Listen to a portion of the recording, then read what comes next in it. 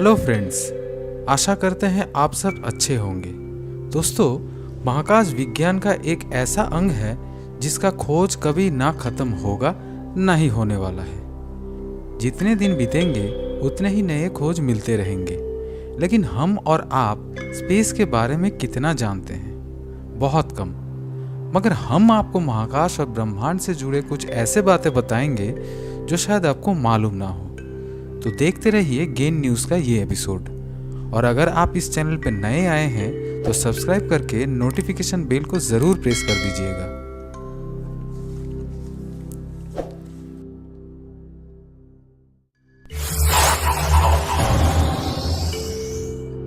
Friends, पृथ्वी में हम जितना भी आवाज़ सुनते हैं उसका सबसे बड़ा कारण है वायुमंडल। वायुमंडल साउंड तरंगों के परिवहन में काम करता है। एक जगह से दूसरे जगह आवाज़ वायुमंडल के सहारे ही चलता है। मगर इसका ठीक उल्टा है महाकाश में।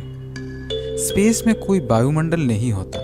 इस कारण वहाँ एकदम शांत परिवेश है और कोई ग्रेविटी ना होने के कारण कोई भी वस्तु या फिर इंसान तैरते रहते हैं। किसी भी स्पेस शिप के साथ अगर एस्ट्रोनॉट्स बंधे ना हो तो महाकाश में खो जाएंगे और उनको ढूंढना नामुमकिन हो जाएगा।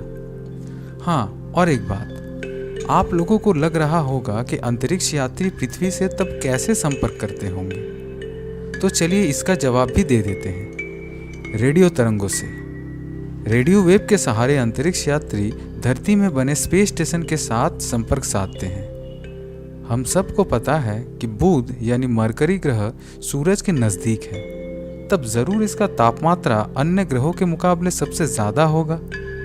लेकिन ऐसा नहीं है।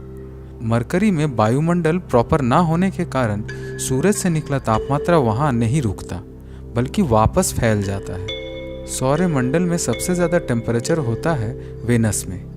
शुक्र ग्रह में कार्बन डाइऑक्साइड होने के कारण सूरज से निकला गर्मी वायुमंडल के अंदर ही रह जाता है, बाहर नहीं निकल पाता। इसके कारण वहाँ तापमान 462 डिग्री सेल्सियस रहता है, जो कि सौरमंडल का सबसे गर्म ग्रह है। दोस्तों, धूमकेतुओं को देखना किसे नहीं पसंद है। हमारे स्कूल में हेलेस कॉमेट के बारे में सुना था। उसके ऊपर हमारी उत्सुकता तभी से बढ़ी। लेकिन अपने आंखों से देखने का सौभाग्य शायद हम कम लोगों को मिला होगा, क्योंकि ये सामान्य धूमकेतु नहीं है। हर 76 वर्ष बाद ये पृथ्वी से दिखाई देता है। पिछली बार इसको 1986 में देखा गया था और अगली बार 2061 और 2062 के बीच किसी एक समय देखा जा सकता है। सूरज हमारे सौरमंडल के केंद्र में है और इसी को चक्कर लगा रहा है पृथ्वी और सब ग्रह। वैज्ञानिकों का मानना है कि सौरमंडल के ज़्यादातर ग्रह, एस्टेरॉइड्स और कई चीज़ें हैं जो सूरज से टूटने के कारण बने हैं, यानी ये सब सूर्य के अंश हैं। लेकिन क्या आपको मालूम है, सौरमंडल के अंतर्गत जितने ग्रह, उपग्रह, एस्टेरॉइड्स, धूल, गैस, इन सब का लगभग मिला के जितना द्रव्यमान निकलता है उसका 99% सिर्फ सूरज का ही है। इसी के कारण सूरज का ग्रेविटेशनल फोर्स ग्रहों के ऊपर इतना ज़्यादा काम करता है। ब्रह्मांड कितना विशाल है इसका अंदाज़ा लगाना मुश्किल है, और इस ब्रह्मांड में कितने आकाशगंगाएं हैं ये भी खोज के विषय है। लेकिन कुछ के बारे में जानकारी लगाया जा चुका है, जैसे कि एंड्रोमेडा, मिल्की वे, वर्लपूल और कई गैलेक्सीज। इनमें से मिल्की वे गैलेक्सी में है हमारे मध्यम वर्गीय तारा सन। खोजकर्ताओं के मुताबिक अब तक 125 बिलियन गैलेक्सीज को देखा जा सकता है या फिर इनके बारे में पता लगाया जा सकता है। और हमारे मिल्की वे आकाशगंगा में 100 से 400 बिलियन तारे हैं। पृथ्वी से सबसे नज़दीक में स्थित स्पाइरल गैलेक्सी है एंड्रोमेडा गैलेक्सी। एंड्रोमेडा जैसे कुछ और गैलेक्सियों के बारे में आपको हमारे इस चैनल में मिल जाएगा।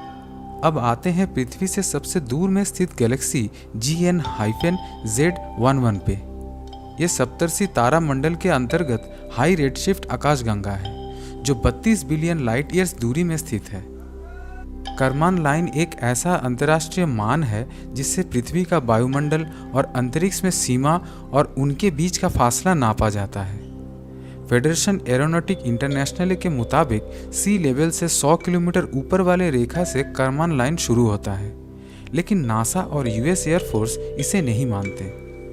उनका ये नाप समुद्र के जलस्तर से 80 किलोमीटर ऊपर में से शुरू होता है। अंतरिक्ष में वायुमंडल नहीं है, लेकिन अंतरिक्ष का तापमान है। बैकग्राउंड रेडिएशन, जो कि एक इलेक्ट्रोमैग्नेटिक रेडिएशन है, उसके अनुसार स्पेस में तापमान -270.45 डिग्री सेल्सियस है।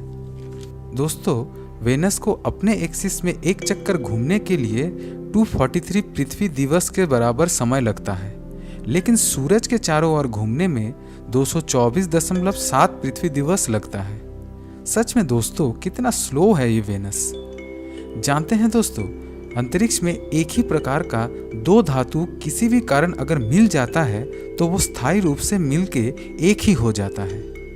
खगोलविदों के अनुसार अंतरिक्ष में बहुत सारे तैरता हुआ पानी का कण होता है। इनको मिलाकर विशाल जल वाष्प का जमावट बना है। तो इन सब को मिलाकर जितना मास होता है वो पृथ्वी में स्थित समुद्र, नदी एवं महासागर में मौजूद पूरा पानी के कण का जो मास है उससे 140 ट्रिलियन गुना ज्यादा है। माउंट एवरेस्ट पृथ्वी का सबसे ऊंचा पर्वत चूड़ा है, लेकिन इसका 2.5 गुना ऊंचा एक ढाल ज्वालामुखी है मंगल ग्रह में। ओलिम्पस मॉन्स नाम का ये ज्वालामुखी अंतरिक्ष का सबसे बड़ा और सौरमंडल का सबसे ऊंचा पर्वत है, जिसका ऊंचाई डेटम से 21,287.4 मीटर ऊंचा है। जियोडेटिक डेटम धरती में किसी स्थान को पता लगाने का संदर्भ बिंदु है। हीरा किसे नहीं पसंद है? हम और आप सबको हीरा पसंद है, परंतु सोचिए हीरो का अगर भंडार आपको मिल जाए तो आप क्या करोगे? इतना सोचिए मत दोस्तों। वो खजाना पृथ्वी से दूर और एक बहिर्ग्रह में है। 55 कैनक्राई ई नाम से एक्सोप्लैनेट 30 अगस्त 2004 को खोजा गया था। अधिकांश भाग कार्बन से बना इस बहिर्ग्रह में मौजूद 1/3 पदार्थ का द्रव्यमान, तापमान और दबाव के कारण हीरा में परिवर्तित हो चुका है। 55 कैनक्राई ई नाम का बहिर्ग्रह 55 कैनक्राई ए नाम से बना एक तारा का चक्कर लगाता है और सबसे पहला खोजे जाने वाला ये महापृथ्वी का व्यास हमारे पृथ्वी से 2 गुना ज्यादा है। अंत में एक और मजेदार तथ्य आपके साथ शेयर करता हूँ। नासा के द्वारा स्वीकृत सूट का कीमत इतना $। है। सूट का कीमत इतना क्यों हुआ जानते हैं? बैकपैक और कंट्रोल मॉड्यूल के कारण, जो कि इन पूरा कीमत का 70% है। तो दोस्तों, ये था आज का फैक्ट्स।